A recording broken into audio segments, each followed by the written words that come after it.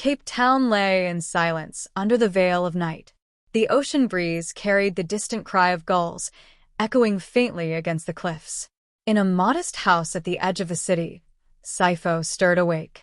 The room was dark, the only light seeping through the thin curtains, pale and silver from the full moon. He had not intended to wake. Something had disturbed him, a sound faint but insistent. It was not the creak of the wooden walls, nor the familiar rustle of trees outside. This sound was heavier, rhythmic, almost like a shovel biting into earth. Saipho sat up in bed, his heartbeat unsteady. He turned his gaze toward the window, pushing the curtain aside with slow fingers. At first, he thought fatigue had blurred his sight, for there in the garden stood a slender figure. His eyes adjusted, and recognition struck him with a shiver. It was Amara, his daughter. The girl was bent low, her hair loose and untamed in the night breeze. Her hands gripped a small spade, and she moved with a desperate urgency, digging into the soil beneath the acacia tree. Every thrust into the ground sent a chill racing down Saipho's spine. He whispered her name under his breath, though she could not hear him. His first thought was to rush outside, demand an explanation. Yet something in the way she moved kept him frozen in place. There was secrecy in her posture, and a strange determination on her face. Saipho watched as Amara lowered an object into the shallow hole. She glanced around, her eyes sweeping the shadows as though fearing to be seen. Then she began to cover it with trembling hands, patting down the soil until the earth looked smooth again. Minutes passed, though to Saipho they felt like hours. When Amara finally straightened and slipped back into the house, he remained at the window, gripped by a fear he could not name. The garden looked ordinary once more, the earth calm and still. But he knew what he had seen. His daughter had buried something. Saipho's pulse quickened. What could she be hiding, and why in the dead of night? He felt a strange mixture of dread and curiosity stirring within him. The silence of the early hours pressed heavily on his chest, urging him to act. He rose from his bed, every step hesitant yet unstoppable. The cold of the floor stung his bare feet as he made his way toward the back door. He told himself it was nothing, perhaps a childish whim or a harmless secret. But the unease in his bones whispered otherwise. The garden stretched before him, silver with moonlight, quiet as a graveyard. The air was sharp, carrying the scent of damp soil.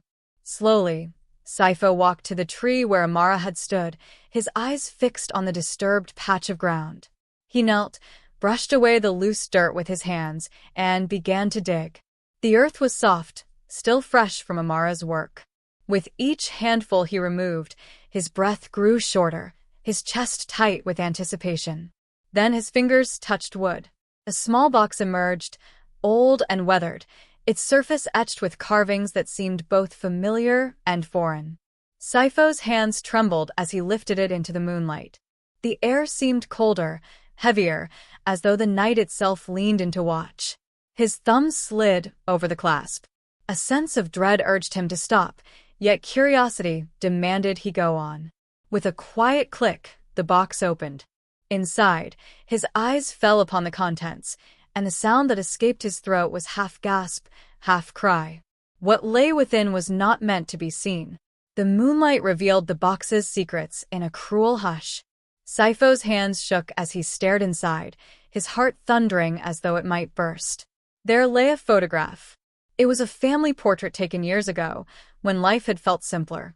He saw his own smiling face beside his late wife and Amara as a child. But his face was torn away, ripped from the paper with violent precision. The jagged outline of where his head should have been glared back at him like an accusation. Beside the photograph lay a doll. Saipho recognized it instantly. It was the same rag doll he had given Amara when she was 6 years old, sewn from scraps of fabric by her grandmother. It had once been cherished, carried everywhere by the girl who now seemed a stranger. Yet the doll was no longer whole. One of its button eyes was gouged, its cloth body stained with something dark, something that looked far too much like dried blood. Saipho's breath caught in his throat. He wanted to believe it was paint, mud, anything but what it resembled. But deep inside he knew. The soil on his hands, the cold of the night, the whispering trees, everything pressed down on him, demanding he acknowledge the horror. He searched further. Beneath the doll was a folded piece of cloth, red as the setting sun. When he held it to the light, a metallic scent drifted into the air, unmistakable and sickening. His knees weakened. He almost dropped the box. His daughter, his Amara, had hidden these things beneath the earth, under the cover of darkness. But why? Saifo's mind tumbled with memories, flashes of Amara's childhood, her laughter, her tears. None of it explained what he now held in his trembling hands. Then he felt it, a presence. He turned, and for a moment he thought he saw a shadow shift near the back of the house. His heart stopped. Was Amara there, watching him? Or was it merely his fear shaping the night into monsters? The wind picked up, and the branches of the acacia swayed. Saifo quickly shut the box and pushed the soil back over the disturbed ground, erasing every sign of his digging. He clutched the box tight to his chest, as though it were both curse and proof. Back inside the house, silence swallowed him once more. He crept through the hallway, past Amara's closed door. From within, he heard nothing, no movement, no breath. Just silence. Saifo slipped into his own room and set the box on the small wooden table by the bed. He sat in the darkness, staring at it, afraid to touch it again. Sleep never returned. The first light of dawn crept across the sky, painting the city in muted gold. But inside Saifo's heart, shadows grew thicker. He looked at his daughter's door once more, and a question, heavy and unspoken, burned inside him. What secret was Amara hiding, and how deep did it go? The morning air in Cape Town carried the scent of the ocean, mingling with a faint aroma of brewing coffee from distant neighbors. Yet inside the house, the silence between father and daughter weighed heavier than the salt breeze. Saifo sat at the kitchen table, staring into the steam rising from his untouched cup. His eyes shifted every few seconds to the hallway, waiting for Amara to emerge. His mind replayed the night before, the box, the torn photograph, the ruined doll. Every detail gnawed at him, refusing to fade with the sunrise. At last, Amara appeared. She moved with a stillness that unsettled him, her bare feet soft against the wooden floor. She greeted him with a quiet voice, her eyes lowered. She seemed the same as always, yet Saifo saw something else now, something hidden behind her calm face. "Did you sleep well, Baba?" she asked softly. Saifo nodded, though it was a lie. He watched her carefully, the way she avoided his gaze. The faint dirt beneath her fingernails, the tremor in her hands as she poured herself a glass of water. He wanted to demand answers, to place the box before her and force the truth from her lips. But the words caught in his throat. How could he accuse his own child of harboring such darkness? What if he was wrong? Instead, he tried gently. "You were awake late last night, Amara. I heard you moving about." Her eyes flickered, just for a second, before she smiled faintly. "I could not sleep." The simplicity of her reply struck him as too neat, too careful. He let it pass, though his stomach twisted with unease. The rest of the morning unfolded in uneasy quiet. Amara left for school, her bag slung over her shoulder, her footsteps echoing down the street. Saifo remained at the table, the box still hidden in his room, its weight haunting him even from afar. Later, he stepped outside, drawn once more to the garden. The earth beneath the acacia looked undisturbed, yet Saifo knew what lay beneath. He imagined his daughter returning there at night, burying more secrets, feeding the soil with shadows. As he stood beneath the tree, a whisper of movement behind him made him turn. A neighbor, Mrs. Jacobs, waved politely from across the fence. Her gaze lingered on him a moment too long, as though she sensed something amiss. "Long night?" she asked. Saifo forced a smile. "Could not sleep." Mrs. Jacobs nodded, but did not look convinced. She turned away, yet Saifo felt her suspicion trailing after him like smoke. When evening fell, the silence in the house grew unbearable. Saifo sat in the darkened living room, waiting. Every creak of the floorboards, every sigh of the wind sent his nerves on edge. Then, close to midnight, he heard it again, the the soft scrape of footsteps across the floor, the faint groan of the back door. Amara was awake, and she was heading outside. The night was cold, the kind of Cape Town winter chill that seeped into the bones. Saifo crept through the hallway, his breath shallow, his bare feet careful upon the floorboards. He heard the back door click softly shut, and his heart pounded harder. He moved to the window and pulled the curtain aside just enough to see. There she was again. Amara. The moon painted her in silver light as she crossed the garden with that same urgency as the night before. In her hands, she carried another bundle wrapped in dark cloth. Saifo's chest tightened. What could it be this time? He watched as she knelt by the acacia tree. Her movements were swift, almost frantic, the spade biting into the earth with sharp precision. She dug deeper than before, sweat glistening on her brow despite the chill. When the hole was ready, she lowered the bundle inside. For a moment she paused, looking around as though sensing unseen eyes. Saifo shrank back into the shadows, his heart racing. She did not see him. Slowly, she covered the hole again, patting the soil smooth.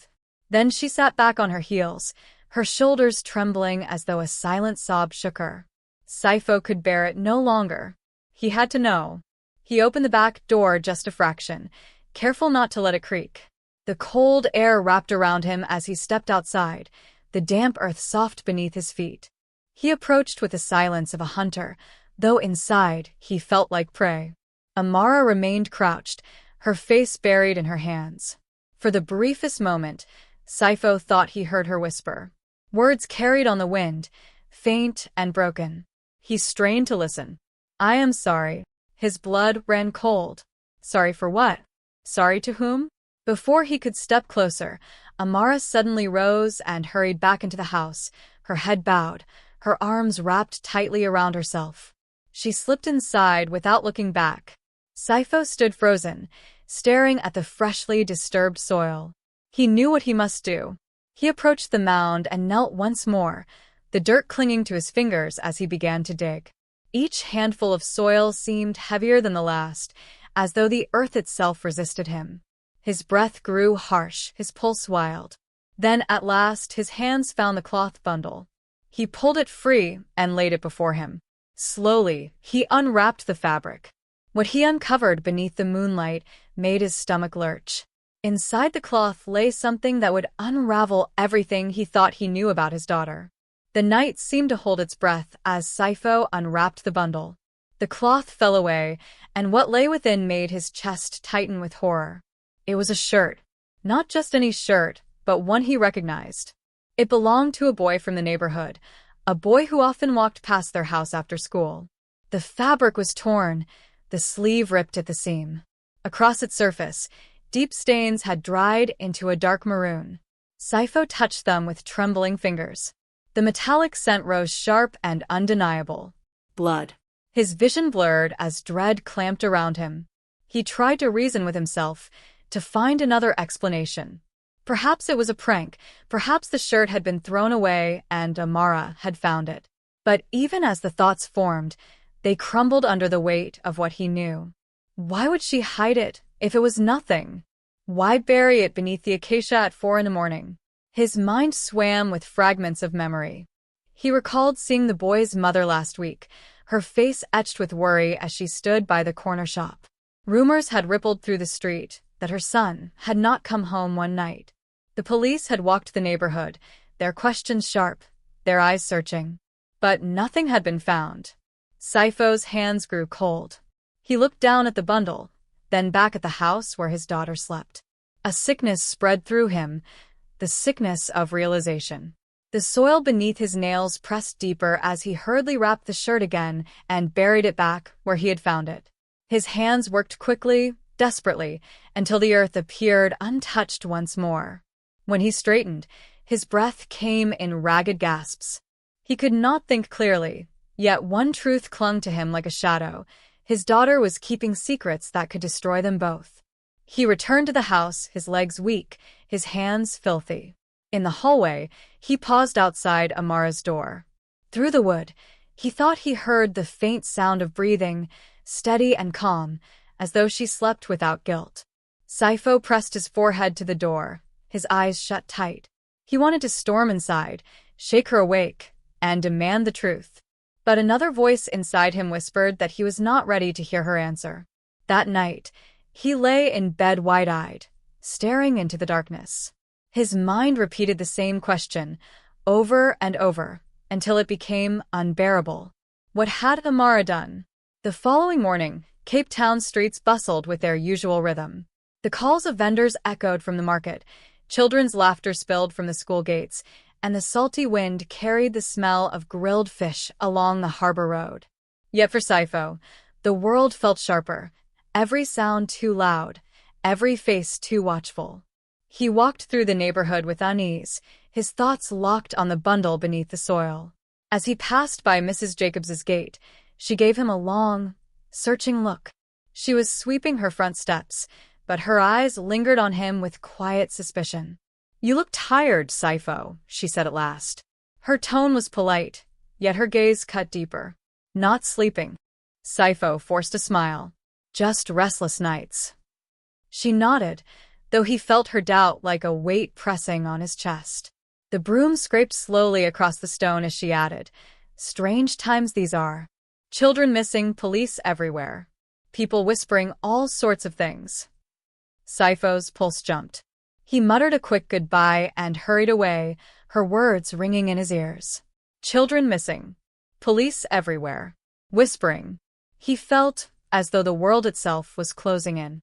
When he reached the corner shop, he saw another face that chilled him. The boy's mother stood outside, her eyes hollow from nights without sleep. She was speaking to an officer, her hands trembling as she held up a photograph of her son. Saipho turned away before their eyes could meet. Shame burned within him, though he had done nothing but bury the truth once more beneath the roots of the acacia tree. Back at the house, Amara sat quietly at the table, her hands folded, her face unreadable. She greeted him with the same soft voice as always, her eyes calm and distant. Saipho studied her every movement, every blink. The silence between them was louder than words. He wanted to reach across the table, to demand the truth with the weight of a father's authority. Yet fear held him still. What if she admitted it? What if his gentle daughter revealed a darkness deeper than he could bear? The day crept forward, and evening settled over Cape Town once more. Saipho sat on the veranda, watching shadows lengthen across the garden. He saw the acacia sway gently in the wind, its roots guarding secrets too heavy for the soil. When night finally fell, Saipho found himself unable to resist. He moved through the silent house, the wooden floor whispering beneath his feet. He paused outside Amara's door. No light escaped from the cracks. No sound reached him. She was sleeping or pretending to. With careful steps, he returned to the garden. The moon shone brightly, silvering the earth. He knelt again at the acacia, his hands trembling as he began to dig. What he uncovered this time would carve the truth deeper into his soul. The earth gave way beneath Saipho's hands, loose and damp from the night air. He dug faster now, no longer careful, his fear demanding answers.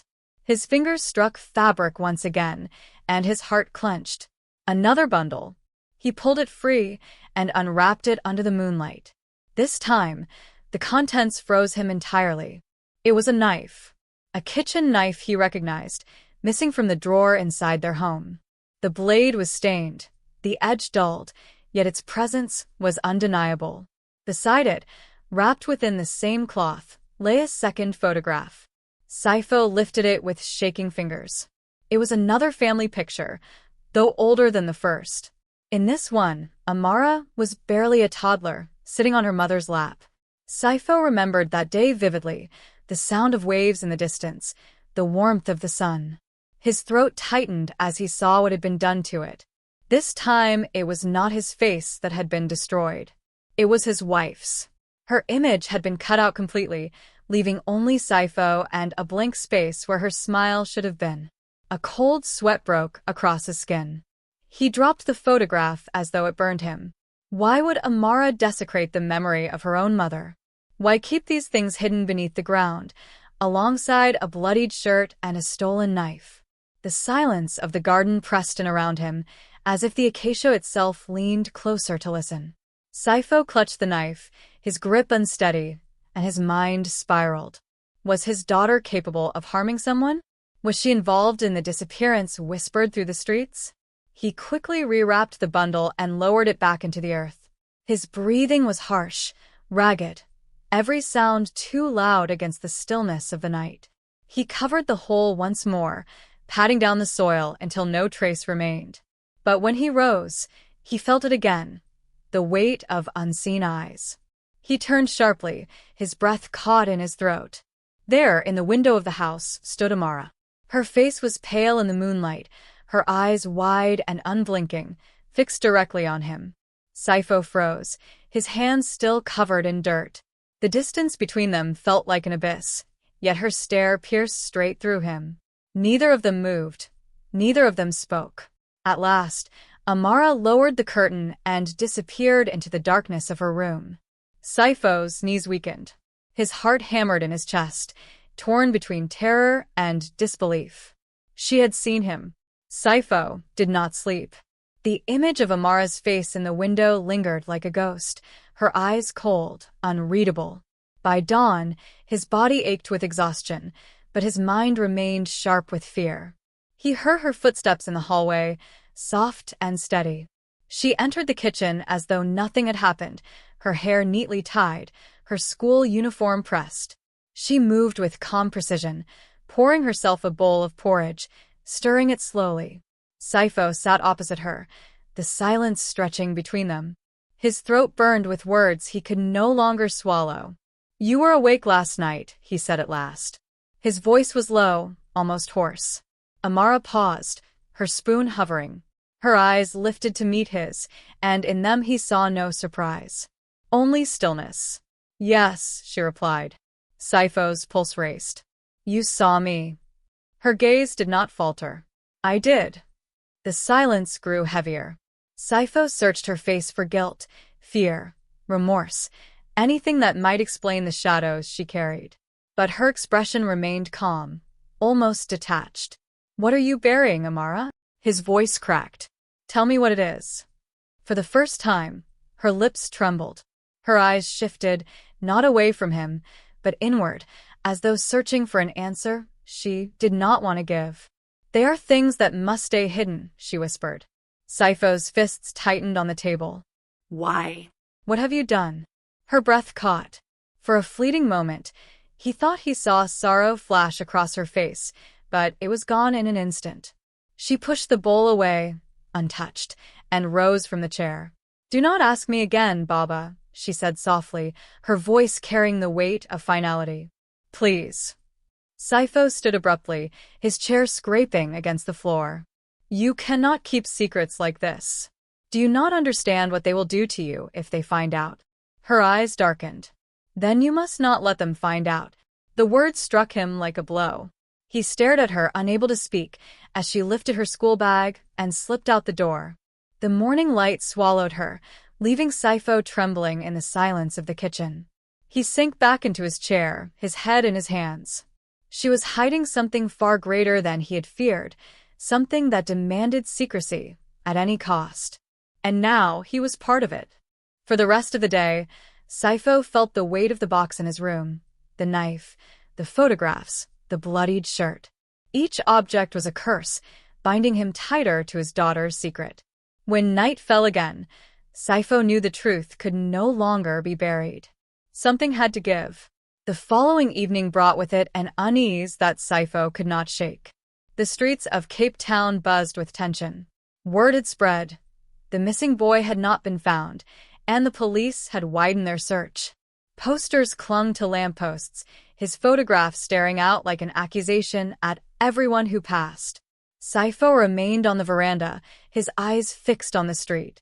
The air was heavy with the sound of approaching footsteps. Then he saw them.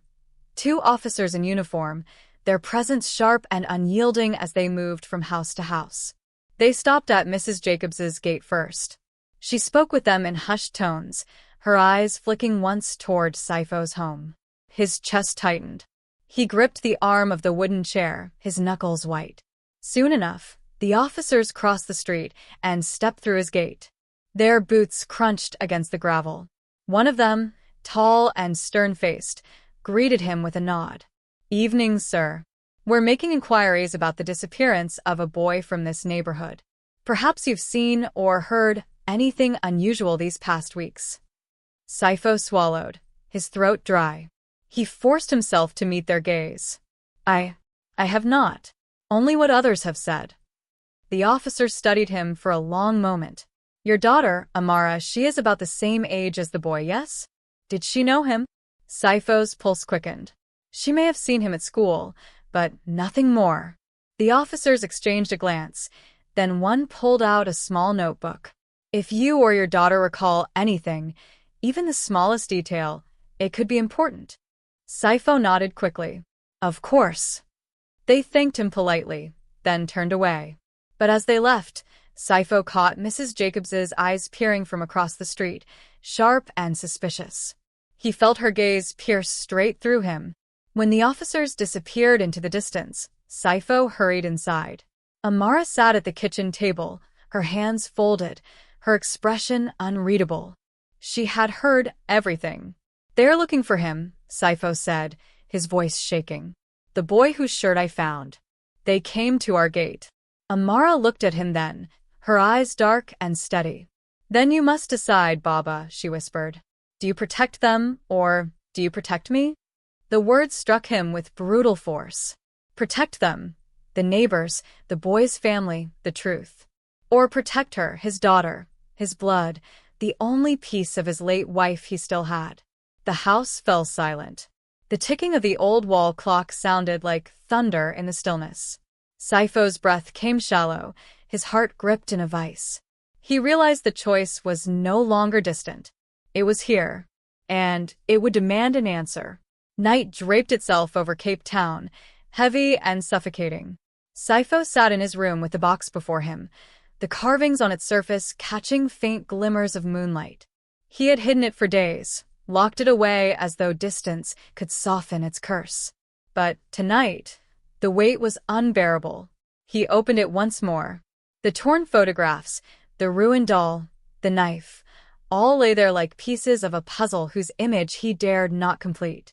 His breath came shallow, his hands trembling. He knew he could no longer pretend. A sound broke the silence. Footsteps in the hallway. Slow, deliberate. The door creaked open, and Amara stepped inside. Her face was pale, her eyes hollow, yet her voice was calm. "You should not have dug it up, Baba," she said. Saifo's heart clenched. "What have you done, Amara? Tell me the truth." For a moment, she stood in silence, her gaze fixed on the box. Then she moved closer, her hands clasped before her. "It was not meant for you," she whispered. "It was meant to stay buried, where no one could find it." Saifo rose to his feet, his voice breaking. The shirt, the knife, the photographs, the boy. What happened to him? Tears welled in her eyes, but they did not fall. She looked at him with a sorrow that was older than her years. "He hurt me, Baba," she said softly. "He followed me, cornered me, would not let me go. I was afraid. I did not know what else to do." Saifo staggered back, the words striking him like stones. The knife, the shirt, the blood, all at once the fragments aligned. His daughter's trembling hands, her midnight burials, her whispered apologies. Amara's voice cracked. "I did not mean to, but when it was done, I had to hide it. I had to make it disappear." Saifo's breath came ragged, his vision blurred. The truth burned through him. Terrible, unforgiving. His daughter had killed the boy. Out of fear, out of desperation, but the act remained. Silence pressed in on them, heavy as the night itself.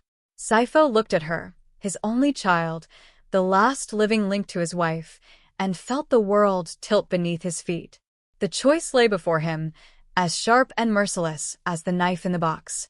Protect her, or expose her. Amara's voice trembled, breaking the silence. "Please, Baba, do not let them take me." Saifo closed the box with shaking hands. The sound of the latch clicked like a final verdict, echoing in the stillness of the room. The night outside carried on as though nothing had changed. But inside the house, everything had. And in that silence, Saipho knew. Some truths, once unearthed, could never be buried again.